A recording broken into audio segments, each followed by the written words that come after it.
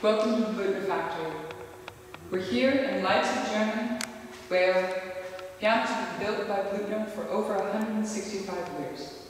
And today, I'm going to take you through the factory to take a peek behind the curtain at how they're built.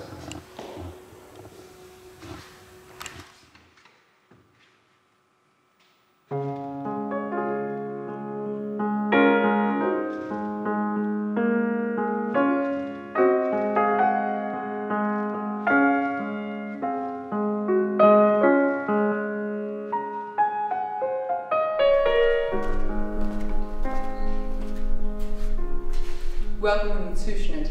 This is where our woods are received. So these are the woods that we use in the production of our pianos. The wood first comes into the factory here.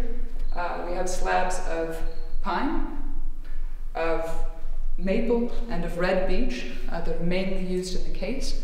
In another part of the factory we will see the very delicate spruce that's used for the soundboards.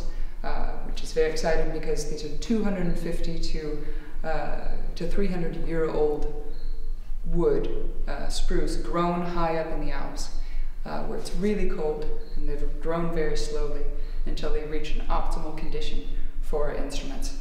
That provides them a lot of ability to resonate due to their flexibility.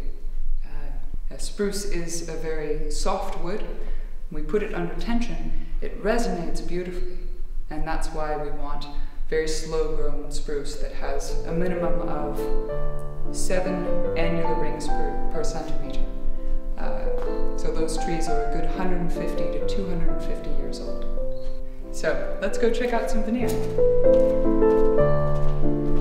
On the way, we're going to see one of the original saws from the original factory that was located in the Leipzig downtown. The original factory was destroyed in World War II, and we eventually built this one here, but this saw is from the original factory. It's made by the company Kristina in Leipzig in 1878, and it's been with our company and is still in use today. It's a very simple bandsaw, but yeah.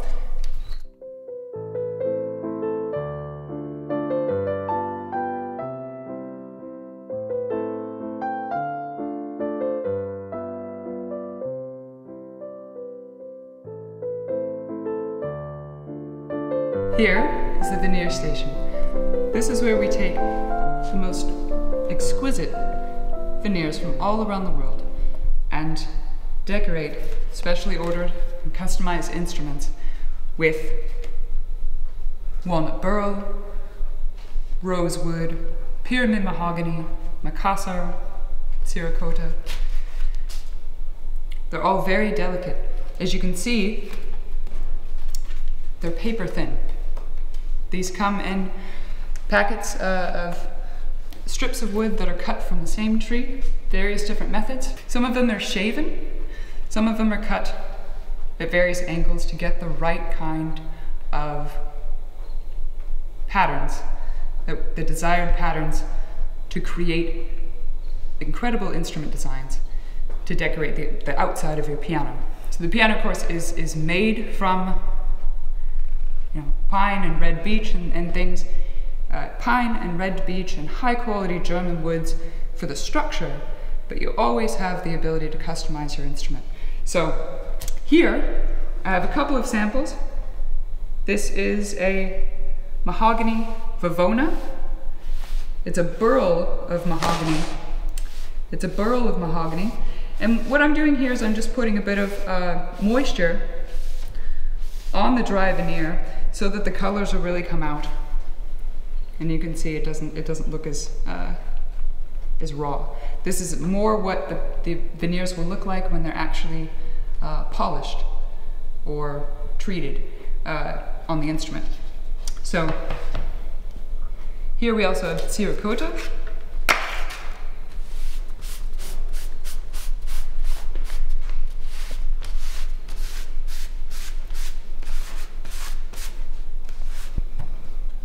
This is terracotta. It's a very elegant and popular veneer.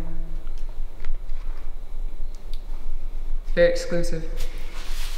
And I'd also can say how veneers function. When the veneers are delivered, you know, they're sliced with these thin layers on top of each other. And what we do is we take them and we actually book match them,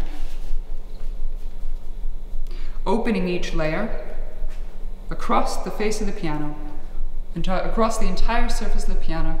We open the layers just like a book, and we match them so that they create a symmetrical pattern. And they're very, very elegant then. With something like a walnut burl, you really have a unique aesthetic creation for your instrument to personalize it. It's really gonna move quickly.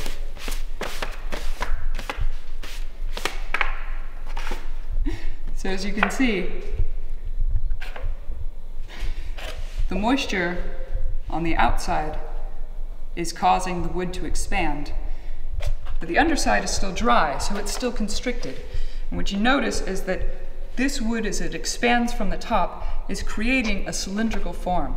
That's something to keep in mind when we look at our soundboard designs and how that crown is actually formed into a soundboard. But we'll come back to that later. So now we're going to go take a look at how Blüthner constructs its rim, the inner rim and the outer rim, in a special way to maximize efficiency of energy in the instrument.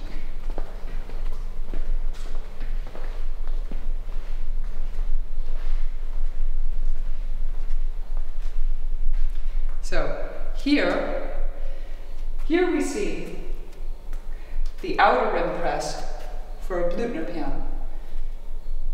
In contrast to the full rim that you see on these other presses next to me, you can see that this is just half of the outer wall. Now, the reason why we construct the instrument, the reason why we construct the rim in multiple parts and bring them together is because of the tension that bending of all the wood inserts into the structure of the instrument. So if you consider the rim around the outside of the case, surrounding the soundboard, is actually, that structure is full of tension where the wood is bent. And that, next to the resonating soundboard, causes a loss of energy. So in order to minimize robbing that energy, we construct the rim in sections to relieve that tension and make an optimal structure. We also do it for our inner rim, which up here you'll see it's constructed in many parts in these boxes and actually then brought together with a box joint around the instrument.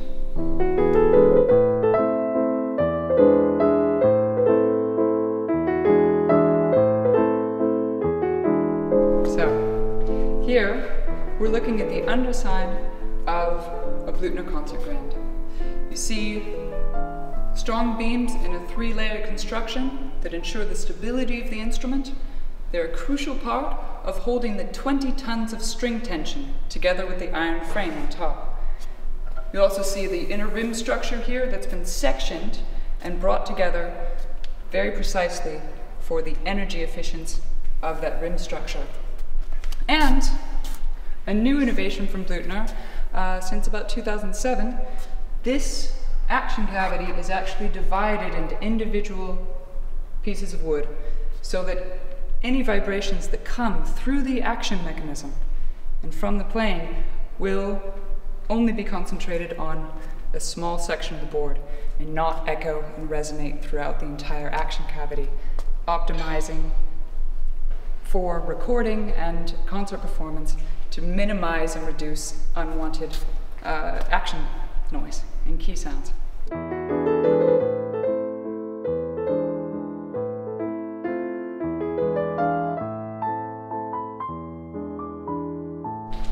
Over here, we get to see how this rim structure is put together.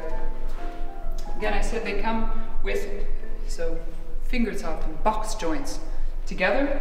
Each of these sections of the inner rim are individually brought together, and then you see a layer for in between the rim, the soundboard, and the iron plate that will come above, that will come from the top.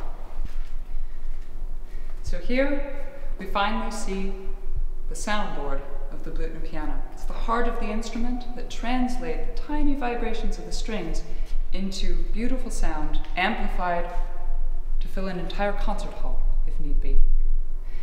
In order to amplify properly, the soundboard has to have a curve. It's called a crown. It means that flat board is put under tension. But how do we hold that tension? How is it actually formed? This is something not many people know. The ribs that are applied underneath the soundboard are applied when the soundboard is dried and shrunk together in the lowest humidity possible. When those ribs are applied, they hold that length underneath, so the bottom of the soundboard can't expand. And when the soundboard is brought out into the open air, anywhere in the world, it will expand and it will hold that cylindrical form that comes up when the top layer is allowed to expand. So that the ribs come and they constrict the underside, and that's how you get that crown. And that's why the crown will stay for 100 years if you have good humidity conditions. How it functions to amplify the strings is quite amazing.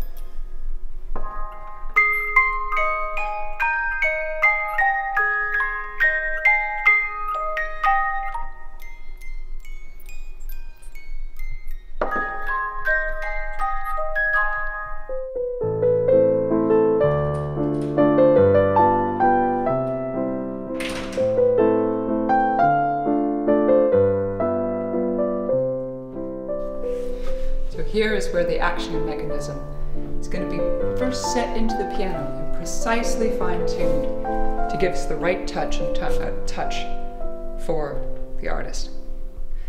In the end, the hammer needs to hit the string with just the precise velocity to create the phrasing that the artist wants. This complex mechanism has to be tuned so that the keyboard is a seamless interface, intuitive for the artist. One thing that needs to be set is the pressure that each key requires to throw the hammer. Here we use a weight on the end, 48 grams in the treble, and with smaller weights, the precise balance point is found so that the key drops down, as it should. Each key is then precisely weighed off, and these lead pieces are actually drilled into the key stick to provide that balance. The one thing that Blüthner does specially in our design is to cut the hammers to follow the direction of the strings. So as the strings cross over diagonally, each hammer is cut in that direction.